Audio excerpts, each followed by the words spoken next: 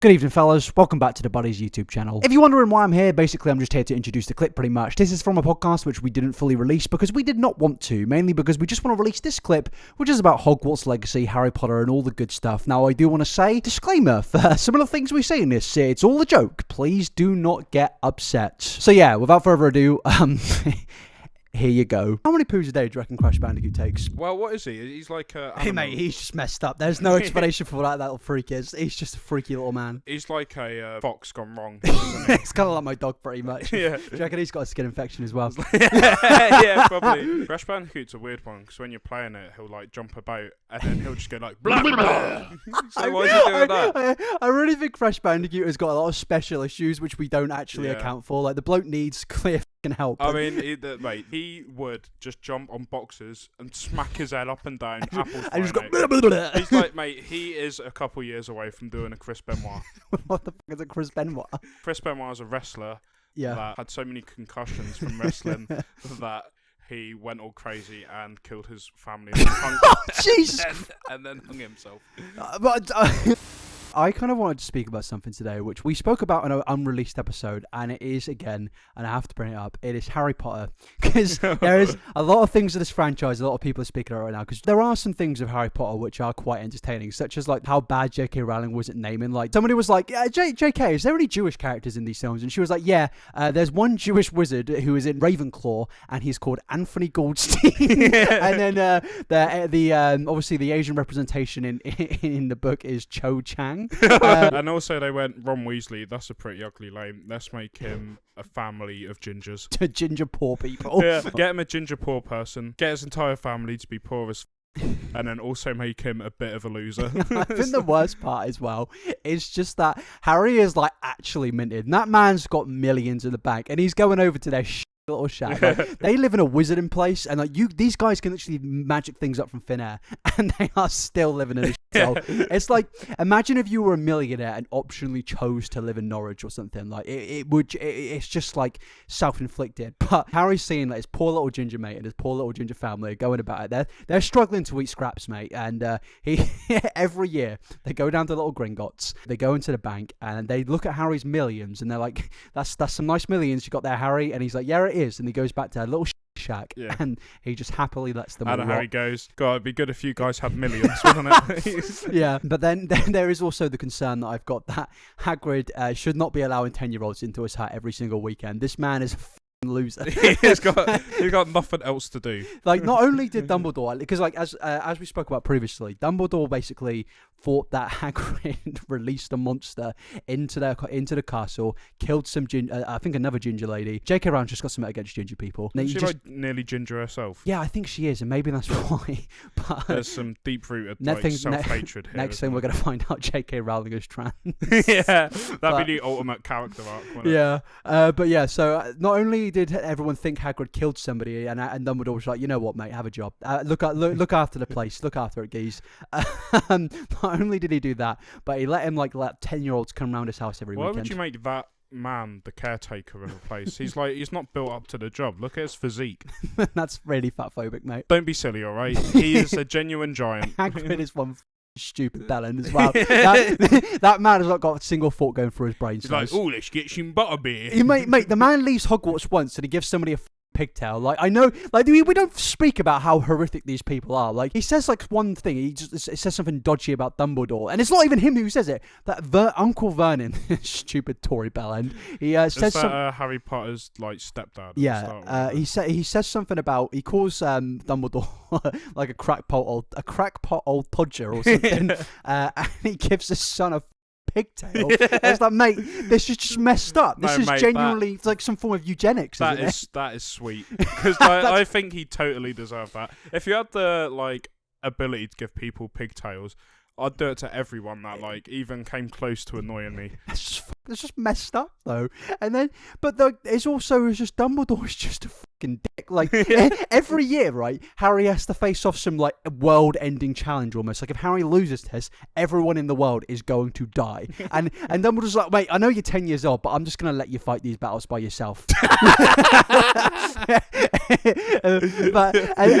You just explained Dumbledore's like lore to me, and then just stared at me, and you're like, "Oh, can't wait to see what intellectual response Aiden's got." And you know, I had nothing. Mate, you know why? I know nothing about Harry Potter. Hello, it's just me again. Just interjecting here to say, could you please subscribe to the YouTube channel? Because I understand a lot of you buggers sometimes don't if I don't ask it, so please could you do so? But also, could you please follow us on Spotify, Apple Podcasts, all that good stuff in the description. It's all there. All the full episodes, other than this one, are on those platforms. So, yeah, thanks for watching, mates, and see you in the next one. There is a three-headed dog in the dungeons, and Dumbledore just I don't know if you've even seen these stories, but he lets them have the deal with this stupid dog, and then in the books they've got to drink like potions which could kill them. They've got to do a big chess fight. It's just ridiculous. I mean, I know it's a wizarding world, but like, Jesus blooming Christ. Do you know, I think I oversee a lot of it, because I watched all of the Harry Potters in a row last year for the first time, right? Yeah. And I watched them all. And then I think, oh, that was quite a nice watch. And then like people like you and others are like telling me stuff that happened in Harry Potter that I can't remember whatsoever. Mate, you've got a bloke who doesn't know. He can't use magic, right? He can see wizards, but he can't use magic. Who's that? Professor Filch and his skanky little cat. and instead of like being like, oh, you know, like he's like I don't want to sound like a bit edgy here. What do you mean he can see wizards? They're not all invisible. No, so he has wizarding blood, but he can't. So he can see everything, but he can't actually use magic. So by wizarding terms, this bloke is like disabled in the wizarding world. And look, I know that might sound a bit edgy, but like that is actually what he is. He can't use the main facility. How's that happened? Well, I don't know. Is he mate. like Mate, there's a reason. As I've said before, he's got an overly close connection to that little cat. It's even called Mrs. Norris. So that implies Mrs. Norris has got married. It's got a husband. And I think it may be Filch. Because I actually, my headcanon for this is he could actually use magic, and then Dumbledore caught Filch trying to shag his cat. and he was like, mate, I can't have you doing that. And he just take his magic away. But yeah, no, seriously, in the actual canon, he can't use magic, so there's got this like disabled wizard, and what they do is they don't like give him like special help or anything. They just make him do like chores which could easily be done by magic. He's like putting up ladders and shit, and like climbing up like these massive walls, putting up paintings and stuff. It's just sick. I don't think it is sick. I think technology has gone too far in the wizarding world. I think people need to like align themselves more with nature. Well, there is like a special J.K. Rowling, when she realised, oh, technology is a thing, like halfway through writing her books, she actually inserted some lore of where it was like, oh, electric just doesn't work in Hogwarts. It just kind of like, I don't know, it just explodes or some shit. I don't really know what the specifics are, but there's a lot of mysterious things. Does that mean there's no pornography at Hogwarts? I guess so, and that makes the question of did Harry ever explore Dobby's body? No, I don't. And I have to say, Harry, when he got to like 18. Okay, I feel like I should interject here and, kind of remind you that we did mention headcanon earlier, and everything that we say in this next 20 minutes is all our personal headcanon, and just what so happens to be in that headcanon, as I just said, is that everyone in this story, whatever this is above the age of 18, and I know they are all fictional characters, but I understand a lot of people are very sensitive about these fictional characters. What we are saying is a joke. I am sorry for these jokes, but just imagine in this world, Hagrid is 90. That doesn't make it much better. He's 90, Ron and Harry are like 24, and Dobby's like 62. Just go with it, all right? It's a joke. And J.K. Rowling, please don't sue me, guys. I'm so sorry for everything that we're about to say. Mate, you cannot tell me that when Harry Potter got that invisible cloak, he wasn't thinking, I am going to get away with so much masturbating. Like, what? So rather than go and save the world, the first thing Harry did, so you know when he gets the invisibility cloak on Christmas Day, he actually pretended he gave a fake reaction. Because, mate, he snuck down at midnight on Christmas Day to check what he's got from Santa, found the invisibility cloak, and he did go to the Forbidden Corridor, but it wasn't to go see Fluffy the three-headed dog, it was to just go bash one out. Mate, I absolutely dread to think of how many times he sat under Professor McGonagall's desk and was just You're sick. That is a fucking Mate, she died for us. She did. have some respect for our troops. And then, she was about to teach the class. It was about to end, and then she just heard Harry go, 10 points to Gryffindor. she bends down. She can actually see that he's the whole time because Harry, the dumb bellend, he actually forgot that he only put the cloak on halfway, just on his head. So there's just this masturbating Gryffindor under the desk, and she just looks down, winks at him, and says, "Add an extra 5 points onto that Sunny Jim." And I have to say that these are all fictional characters, so this isn't as messed up as we're making it out to sound. No, it's fine. We're allowed to say stuff like this. They're fictional, right? It's every time we speak about Harry Potter, we have some sick, twisted thing that comes out of our mouths. And then every so often, Harry's like, "Run! Where have you put my fucking invisible cloak? I can smell your ginger pubes on it." He goes, "Sorry, mate, I was borrowing it," and he hands it over. And because it's an invisibility cloak, right, it goes invisible when there's something underneath it, but it kind of malfunctions because it's got all over. So all he's doing is handing out. It goes invisible because it thinks it's got a person on it, but it's just. And again, I feel like I should just interject and say I'm so sorry. And also the reminder, this is all my personal headcanon, and everyone in this world is like fucking 62. Please leave me alone. Harry just looks him dead in the eye and just goes about a cadaver. And that is actually the real Chamber of Secrets. My guys. The Chamber of Secrets is where all the students go just to bash one out. The heir of Slytherin, the basilisk, isn't down there to protect Voldemort or whatever. It's actually just to stop the students. There's a serious chronic masturbation problem at Hogwarts, and it's because they don't enable it. It's a bit like why we should legalise all drugs it can be regulated. Well, Seamus Finnegan's doing a shitload of heroin during class because it will be regulated. They'd be able to like relieve themselves more, and it wouldn't become an obsession and an issue. Where when Voldemort comes back in the 4th book, Harry just gets like a slight addiction to marijuana. Professor Moody, who's actually that Death Eater, brings him in, and he's like, "Did you see him, Harry? Did you see him?" And Harry's like, "What do you mean?" Harry goes, "Like Ron, I think we're in trouble, bro." Like Moody, bro. I saw the Dark Lord, bro. Dobby, I think we're in the shit. And then Hagrid walks into the room in his best Scrappy-Doo cosplay. He's got little ears pointing out. Hagrid. And he just goes, "Puffy power." And he just fucking starts swinging his arms around, doing the windmill, just taking out all the Death Eaters. And the book actually ends there. That's the book. In this universe, they're only 3 books long because Hagrid just kills everyone. By the way, that was us having a conversation about the first draft of the Philosopher's Stone. Yeah, and we have to reiterate, in this draft, everybody is above the age of 18. It's actually the rules. You can only go to Hogwarts when you're about 24. It's like, do you remember when Rugrats did a spin-off when they were all grown up? No, I don't. That sounds like a really awful show. Yeah, it is. Yeah, we don't need to talk about that. But yeah, so I am just basically, what I'm trying to say here is I think Harry Potter isn't what it was cracked up to be.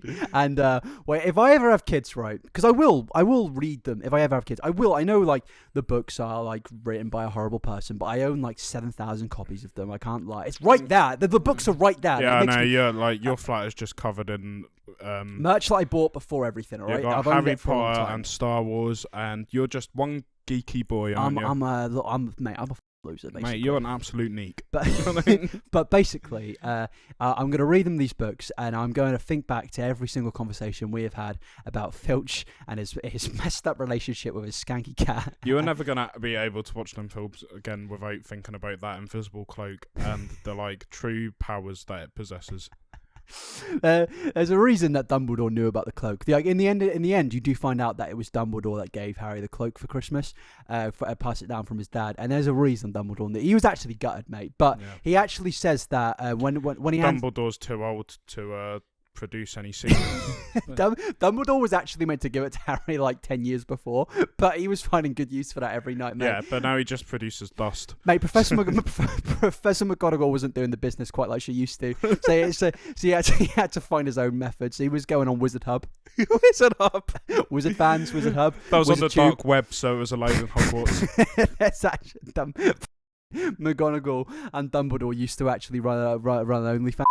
Basically, what I'm trying to say is Harry Potter, it isn't as good as we remember. But there are a lot of people out there that, as you said, that will like go through every single little detail of Harry Potter, being like, oh, but this thing's wrong and this thing's wrong, and like these things that make sense. You got to think at the end of the day, they are just books written for kids. Yeah, it's like, here's a 20-tweet thread about why this makes JK an You didn't really need the Harry Potter books to show you that J.K. Rowling isn't really a good bloke. You could have just actually looked at her Twitter account, because it is a horrible place. The fact you just called J.K. Rowling a bloke.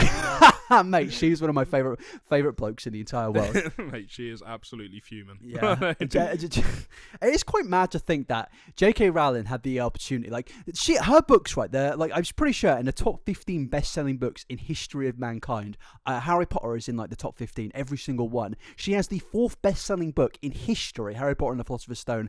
She could have just, been a billionaire. She could have been accepted as like one of the most beloved authors of all time. But no, she just had to go and be a bellend on Twitter. Like, the thing is, right, and I know this might sound bad, but she could have actually just held those beliefs and just thought to herself, you know what? I'm not going to go onto Twitter and say these things. I'm just going to keep them to myself. That's the downfall of Twitter, isn't it? Yeah, it has just allowed people to show you who they truly are. Yeah, it's their intrusive thoughts that they normally keep to themselves. I think a lot of people, because of social media, have just, like, you said it in the last episode, they feel like they need to give an opinion on everything. And it's like, boys, you don't. You're a billionaire. But I think because she's so rich, because she has everything, she's so successful, she just thinks, well, right now I've got nothing to do, so I'm just going to go be a complete and utter bellend. Yeah, and I don't like J.K. Rowling, and I think the books aren't amazing, but like they're still fun to read, you know? This is the thing with Harry Potter is you have to take them for what they are. And what they are children's books. Yeah, pretty much. Like, they're aimed at children, and they are for children. I just can't help be entertained by the people that do, as you said, just do massive threads, like analysing why these books aren't good. It's like, mate, if you wanted a fucking good book, please, for the love of God, go read something which isn't built just for 7 read some other books. Yeah, there's more than 9 books that exist in the world. There is like an actual issue, like something which I would call like millennial disorder, of where if you're born between like 1991 and 2002, you can be Gen Z in this as too, I understand, but if you're born during that time frame, you kind of have a disorder of where no matter what, you are just obsessed with Harry Potter. Like most, like 75% of people from that generation will just they cannot, no matter what happens, they cannot read another book. It's just Harry Potter. And I suffer, mate. 75%. Mate, I suffer with this disorder myself, because it's like, as much as I can be critical of all these books, I still read them, and I don't know why. Like, it's just just pick some other books, mate. I can't. There's so many. Well, I can. Like, there's other books right there, but like J.K. Rowling released a disease in like 1999 to the entire population, of where for some reason a lot of people like myself just have like it's like a cocaine addiction. We just like these books a bit too much. I will go read these books once a year, and I don't know why. I think we've got a good sort of experiment we can do here. What's that? We'll give you a month of reading just Harry Potter books, and then the next month we'll have you a month of just doing coke every day, and we'll find out what's more addicting and what one makes my day-to-day life a bit worse. And honestly, I think it's going to be the Harry Potter books, because we're going to come back in a couple months, and you're going to be like, you're going to see me doing lines of coke out of Harry Potter and the Goblet of Fire. Like, Aiden, Aiden, stop Hagrid. Dobby's back, Aiden. Dobby's back. He's in the corner of the room. It is quite entertaining though, because you do get the people who are in the head, of where they will just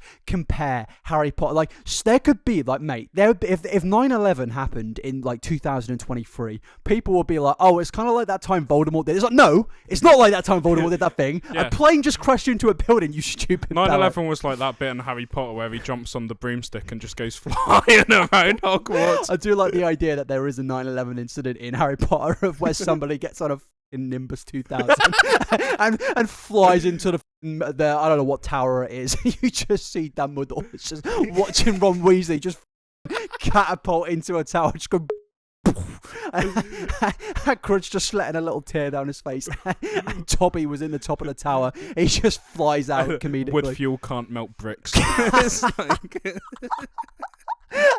And then you get Professor Filcher's like the Alex Jones of the Harry Potter world.